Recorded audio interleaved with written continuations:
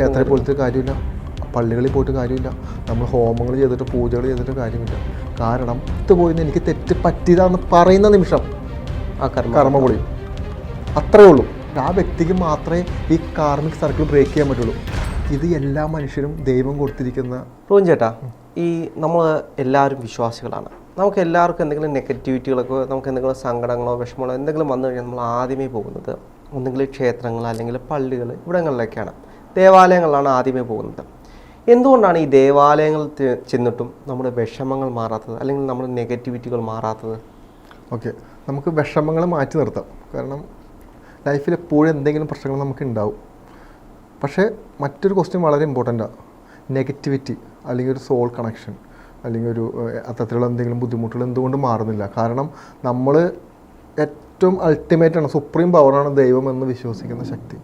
പലപ്പോഴും നമ്മൾ അതൊരു അമ്പലങ്ങളിൽ ചെല്ലുമ്പോഴോ, അപ്പോൾ എനിക്കൊരു നെഗറ്റിവിറ്റി ഉണ്ട് അല്ലെങ്കിൽ എനിക്കൊരു സോൾ പ്രസൻസ് ഉണ്ട്, ഒരു ആത്മാവിൻ്റെ സാന്നിധ്യമുണ്ട് ഉണ്ടെങ്കിൽ ഞാൻ ആ അമ്പലത്തിൽ ചെല്ലുമ്പോഴോ അവിടുത്തെ എന്തെങ്കിലും പൂജകൾ ചെയ്യുമ്പോഴോ അല്ലെങ്കിൽ ഏതെങ്കിലും പള്ളികളിൽ ചെന്ന് പ്രാർത്ഥിക്കുമ്പോഴോ എല്ലാം എനിക്ക് സാധനം മാറണ്ടേ?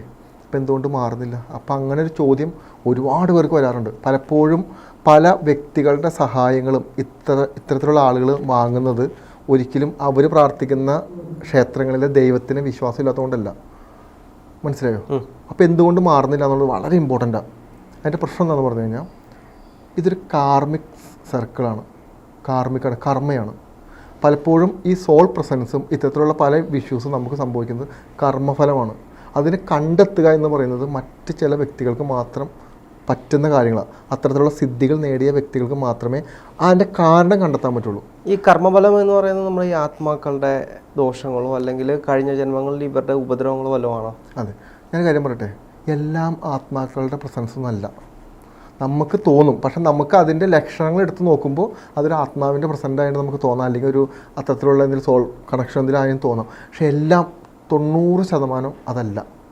90% എന്താണെന്ന് പറഞ്ഞു കഴിഞ്ഞാൽ ഹൈ എനർജി ഉള്ള നെഗറ്റിവിറ്റിയാണ്. അതൊരു നെഗറ്റീവ് പ്രസൻസാണ്, നെഗറ്റീവ് ഊർജ്ജമാണ്. അതെന്താണെന്ന് പറയാൻ കാണുമെന്ന് പറഞ്ഞു കഴിഞ്ഞാൽ ഇപ്പോൾ രാഹുൽ ഏതെങ്കിലും രീതിയിൽ ഒരു നേരത്തെ ഭക്ഷണം കഴിക്കാൻ അല്ലെങ്കിൽ രാഹുലിൻ്റെ അടുത്ത് സഹായത്തിന് വന്ന ഒരാളെ അധിക്ഷേപിക്കുക, ഇൻസൾട്ട് ചെയ്യുക, അവിടെ പ്രൊഡ്യൂസ് ആവുന്നൊരു എനർജി ഉണ്ട്. മനസ്സിലായോ? അതായത് ഒരു ഗതികെട്ടവനെ നമ്മൾ വേദനിപ്പിക്കുക. ആക്ച്വലി നമ്മൾ ബൈബിളിൽ പലപ്പോഴും പറയാറുണ്ട്, നമ്മുടെ മുന്നിൽ ഭക്ഷണം കഴിക്കാൻ നിവൃത്തിയില്ലാത്ത ഒരു നേരത്തെ ഭക്ഷണം അവസ്ഥയില്ലാത്ത ഒരു വ്യക്തിയെ നമ്മൾ കളിയാക്കുന്നത് ദൈവത്തിനെ കളിയാക്കുന്നതിന് തുല്യമാണ്. നമ്മുടെ അതേ ശക്തി തന്നെയാണ് ഓപ്പോസിറ്റ് നിൽക്കുന്നവനും. ഒരു പക്ഷേ നമ്മുടെ കർമ്മഫലം കൊണ്ടോ നമ്മുടെ വീട്ടുകാരുടെ ഗുണം കൊണ്ടോ നമ്മുടെ കയ്യിൽ ചിലപ്പോൾ 10 രൂപ ഉണ്ടായി കാണുമായിരിക്കും. അത് മുന്നിൽ നിൽക്കുന്നവനിൽ ഇല്ല എന്ന് കരുതിയിട്ട് അവനിലുള്ളിലുള്ള ശക്തി നമ്മുടെ ഇതും ഈക്വലാണ്. ഞാൻ സുജോരാജൻ്റെ ഒരു ഇൻ്റർവ്യൂവിൽ അദ്ദേഹം പറഞ്ഞൊരു കാര്യമാണ്, ഈ ജന്മത്തിൽ അംബാനിയായിട്ട് ജനിച്ചവൻ അടുത്ത ജന്മത്തിൽ പിച്ചക്കാരനായിട്ട് ജനിച്ചേ പറ്റത്തുള്ളൂ, അങ്ങനെ കർമ്മ ബാലൻസ് ആയി പോകത്തുള്ളൂ എന്ന് പറഞ്ഞ് കേട്ടിട്ടുണ്ട്. അപ്പോൾ അങ്ങനെ തന്നെയാണോ ഈ കാര്യം? അതാണ് ഞാൻ പറഞ്ഞു വരുന്നത്. അപ്പോൾ ഇതെല്ലാം ഈക്വലാണ്. നമ്മളൊരു പട്ടീനെയോ പൂച്ചേനെയോ മൃഗാദികളെയോ നമ്മളൊരു മനുഷ്യനെയോ ആ രീതിയിൽ നമ്മൾ ഹേർട്ട് ചെയ്താൽ അല്ലെങ്കിൽ ആ രീതിയിൽ വേദനിപ്പിച്ചാൽ അവനെ ഇല്ലാണ്ടാക്കുന്ന രീതിയിൽ നമ്മൾ പെരുമാറിയാൽ നമ്മൾ ഈ കർമ്മഫലം നമ്മൾ അനുഭവിക്കേണ്ടി വരും. ഇതിന് ദൈവമായിട്ട് യാതൊരു ബന്ധവുമില്ല. അപ്പോൾ ഞാൻ നേരത്തെ പറഞ്ഞ ഉദാഹരണം എന്ന് പറഞ്ഞു കഴിഞ്ഞാൽ അങ്ങനെ അത്രയും അവസ്ഥയുള്ള അത്രയും ജീവിതത്തിൽ മോശപ്പെട്ട ഒരു വ്യക്തിയെ നമ്മൾ ഈ രീതിയിൽ ഇൻസൾട്ട് ചെയ്യുകയോ പെയിൻ കൊടുക്കുകയോ ചെയ്താൽ അവൻ്റെ ഉള്ളിലുണ്ടാകുന്നൊരു പെയിനുണ്ട്. ഏതൊരു പെയിനും ഏതൊരു സന്തോഷവും എനർജി പ്രൊഡ്യൂസ് ചെയ്യുന്നുണ്ട്. ഇതിനെയാണ് കാർമിക് എന്ന് പറയുന്നത്. അതായത് ഞാൻ എൻ്റെ മുന്നിലിരിക്കുന്ന രാഹുലിനെ ഏതെങ്കിലും രീതിയിലുള്ള ഹേർട്ട് ചെയ്യുകയോ രാഹുലിൻ്റെ ജീവിതം നശിപ്പിക്കുന്ന രീതിയിലോട്ടോ രാഹുലിൻ്റെ എല്ലാം സർവ്വതും ഇല്ലാണ്ടാക്കുന്ന രീതിയിൽ ഞാൻ പെരുമാറിയാൽ രാഹുലിൽ നിന്നുള്ള നെഗറ്റീവ് ഊർജ്ജം എന്നിലോട്ട് കണക്റ്റ് ആവും. ഇത് എൻ്റെ ഓറയിൽ വർക്കൗട്ട് ആവാൻ തുടങ്ങും. ഇതിനെയാണ് നമ്മൾ പറഞ്ഞ നെഗറ്റിവിറ്റി എന്ന് പറയുന്നത്. നമ്മൾ എന്ത് ചെയ്തിട്ടും കാര്യമില്ല, നമ്മൾ ക്ഷേത്രത്തിൽ പോലത്തെ കാര്യമില്ല, പള്ളികളിൽ പോയിട്ട് കാര്യമില്ല, നമ്മൾ ഹോമങ്ങൾ ചെയ്തിട്ട് പൂജകൾ ചെയ്തിട്ട് കാര്യമില്ല. കാരണം ദൈവത്തിൻ്റെ ഊർജ്ജം അടങ്ങിയ രാഹുലിനെയാണ് ഞാൻ വേദനിപ്പിച്ചത്. പേഴ്സണാലിറ്റി മാറ്റി നിർത്ത്, ഉള്ളിലുള്ള ആത്മാവെന്ന് പറയുന്നൊരു വസ്തു ഉണ്ടല്ലോ, ആ വസ്തുവിനാണ് ഞാൻ വേദനിപ്പിച്ചത്. ഞാനത് രാഹുലിൻ്റെ അടുത്ത് മാപ്പ് പറയാത്ത കാലം വരെ അല്ലെങ്കിൽ രാഹുലിൻ്റെ അതിനുവേണ്ടി പരിഹാരം ചെയ്യാത്ത കാലം വരെയും ഞാനിത് അനുഭവിക്കേണ്ടി വരും. അല്ലെങ്കിൽ രാഹുൽ ഒഴുക്കിയ കണ്ണുനീരിൻ്റെ 10 ഇരട്ടി കണ്ണുനീര് ഞാൻ ഒഴുക്കേണ്ടി വരും. ആ വ്യക്തികൾ ആ സമയത്ത് ഇല്ലെങ്കിൽ നമ്മൾ എന്ത് ചെയ്യും? ഇല്ലെങ്കിൽ നമ്മൾ അതിനുള്ള പ്രായച്ചിത്തം ചെയ്യേണ്ടി വരും. ആ വ്യക്തിയെ സങ്കല്പിച്ചോ അല്ലെങ്കിൽ ആ വ്യക്തിയുമായി ബന്ധപ്പെട്ട ആളുകളിലോട്ടോ നമ്മളിത് ചെയ്ത് നമ്മൾ ചെയ്ത് എന്താണോ അത് നമ്മൾ കഴുകിക്കളയണം. മനസ്സിലായോ? അപ്പോൾ പല വ്യക്തികളും എടുത്തു നോക്കിക്കോ, പല വ്യക്തികളും അവർക്ക് പണം ഉണ്ടാവാം, സമാധാനം ഉണ്ടാവില്ല. ചിലവർക്ക് സമാധാനം ഉണ്ടാവും, പണം ഉണ്ടാവില്ല. മനസ്സിലായോ? എന്തെങ്കിലും പ്രശ്നങ്ങളിലൂടെ ആയിരിക്കും ഇവർ പോകുന്നത്. ഇവർ ശരിക്കും എൻ്റെ ഒരു ട്രീറ്റ്മെൻറ്റ് മെഡിറ്റേഷനാണ്.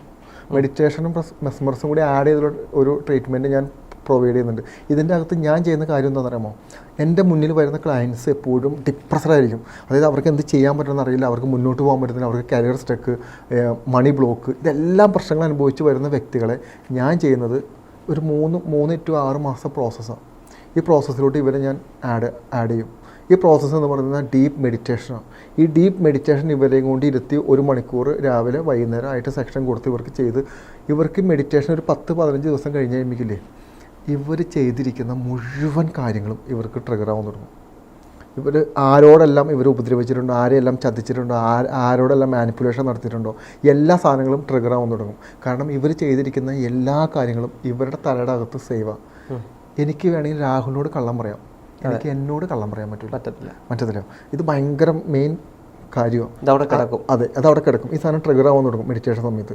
ഈ ട്രിഗർ ആവുന്ന സമയത്ത് അതിൻ്റെ അകത്ത് ഇമോഷൻസും, അപ്പോൾ അത്തരത്തിലുള്ള കാര്യങ്ങൾ എന്താണോ കൂടിയ അളവിൽ വരുന്ന ഇമോഷൻസ് എന്താണോ അത് കണ്ടുപിടിച്ച് അതിന് പ്രതിവിധി ചെയ്ത് കഴിഞ്ഞാൽ രാഹുലിൻ്റെ എല്ലാ പ്രശ്നങ്ങളും ക്ലിയർ ആവും. അതല്ലാതെ രാഹുൽ ചെയ്ത തെറ്റുകളുടെ പ്രായച്ചിത്തമായിട്ട് അമ്പലത്തിൽ പോയി നേർച്ചിടുകയോ അനാഥാലയങ്ങളിൽ പോയി ഭക്ഷണം കൊടുക്കുകയോ ഇതൊന്നുമല്ല പ്രായച്ചിത്തം. ആ വ്യക്തി ജീവിച്ചിരിക്കുന്നുണ്ടെങ്കിൽ ആ വ്യക്തിയുടെ അടുത്ത് പോയിട്ട് സംസാരിച്ച് മാറ്റി അടുത്ത് പോയിന്ന് എനിക്ക് തെറ്റ് പറ്റിയതാന്ന് പറയുന്ന നിമിഷം ആ കർമ്മ പൊളിയും. അത്രയേ ഉള്ളൂ. ആ വ്യക്തി ഓക്കെ പറ്റിപ്പോയതല്ലേ എന്ന് ചിന്തിക്കുന്ന നിമിഷം ആ വ്യക്തിക്ക് മാത്രമേ ഈ കാർമിക് സർക്കിൾ ബ്രേക്ക് ചെയ്യാൻ പറ്റുള്ളൂ. ഇത് എല്ലാ മനുഷ്യരും ദൈവം കൊടുത്തിരിക്കുന്ന, എല്ലാ മനുഷ്യരും ഈക്വലാണ്. രാഹുൽ എൻ്റെ അടുത്താണ് ചെയ്തെങ്കിൽ അത് ഞാൻ തീരുമാനിക്കണം.